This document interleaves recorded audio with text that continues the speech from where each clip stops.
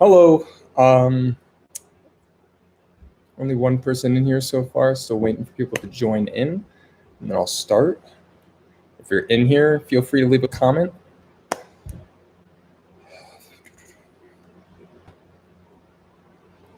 Couple minutes. Only got one person so far. It's two. Okay.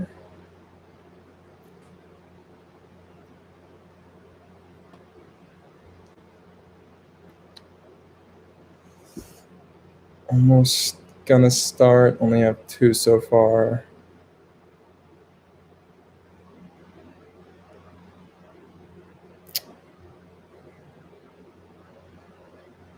You know what? I'm just gonna get right into the speech. Miracles happen every day. Some people don't think so, but they do. That's what Forrest Gump said when he was telling Jenny how miracles can happen. And I believe the same thing can happen with reparations from African Americans and the positive outcome that can happen because of it. Giving reparations back to Black descendants of slaves will allow the economy to prosper. And it can improve so much with more jobs that decrease the racial wealth gap and a story to prove how generosity has no limits.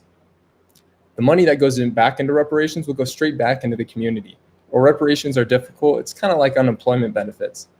According to the 2010 study, unemployment benefits increased employment on an average of 1.6 million jobs each quarter from the mid-2008 through mid-2010.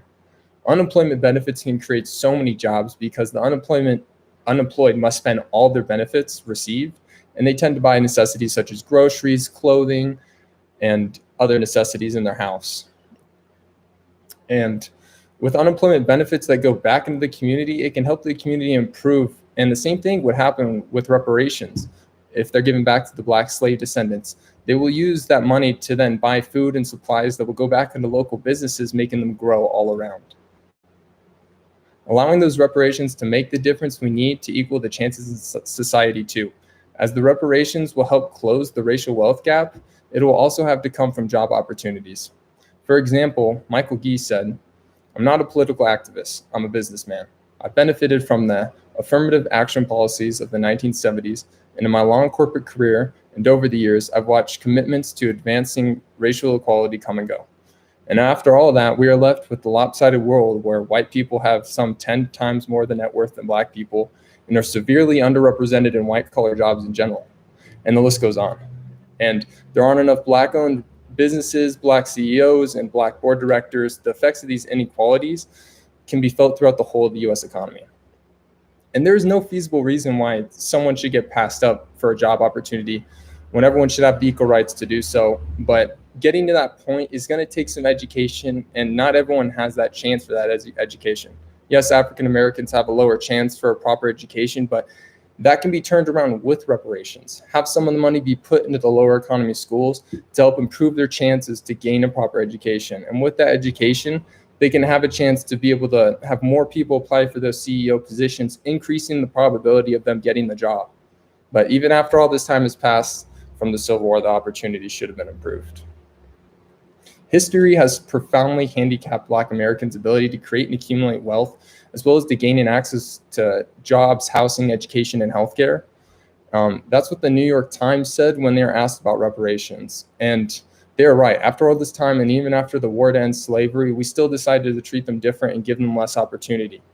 To truly make reparations useful, we need to allow equal opportunity for jobs so that everyone has the same chance for success. The U.S. Educational Publishing Foundation states that reparations would make everyone more equal. For instance, as a result of providing sincere reparations, all parties may experience improved intergroup relations and a renewed sense of faith in government. In turn, all citizens are likely to psychologically benefit from the better intergroup harmony and the sense that the government is fair and just. And they're right, because inequality causes conflict. So if reparations are admitted, they can make everyone feel as safe and equal as anybody else, which will lead to less conflict and more prosperity. Everyone can have the equal opportunity in the end to get the jobs and goods and education and housing and more. Now, reparations are all about giving back to whom was hurt to fix what happened in the past. And in some ways, it's about generosity from the people to make that happen. And an example I'd like to use is from the movie novel Forrest Gump. After Forrest was honorably discharged from the war, he became a shrimp boat captain, and his first mate, as promised, was Lieutenant Dan, who came from a lifeline of soldiers who died war after war. But Gump changed his opportunity by saving him in the war and giving him this new opportunity in the shrimp boat. And after a while, they went on the boat, made their money, and flourished. But unfortunately, Forrest's mother got sick after a while, and he had to leave the boat. And so he gave all of his belongings, the boat, the company, to Dan out of generosity, just so he can go help his mother, and all for free. And Dan took this opportunity and turned it for the better, as he made the shrimp company flourish in wealth and prosper. And also, he used some of that money to invest it into other companies as well. He found a fruit company he found that ended up actually rising to the top of the electronic industry known as Apple today. And this just shows how far generosity can go. And if the same generosity is put back into reparations, the outcome would be, as Forrest said at the beginning, a miracle. And I believe that if reparations are put into place, and the community and everyone around them will flourish as they do. And as Forrest Gump said, that's all I got to say about that. Well, thank you for watching. And